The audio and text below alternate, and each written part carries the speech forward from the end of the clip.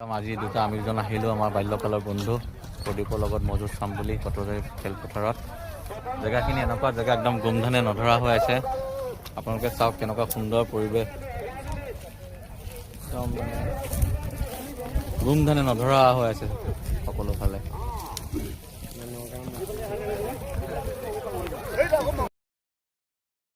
এখন সুন্দৰ আকৰ্ষণীয় মজুত আপোনালোকে উপভোগ কৰি আছে। কটৰহাজাৰী আৰু চিকাবৰী সমিতি আয়োজন কৰিছে।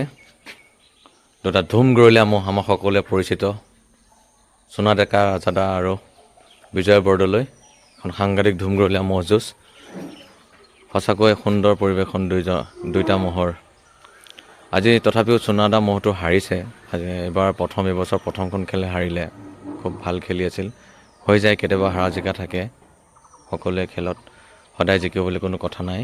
আজি বিজয় বৰদলৈ তেখেতৰ ম'হটো জিকিছে। সিও এটা বৰ ধুমগলীয়া ভাল ম'হ।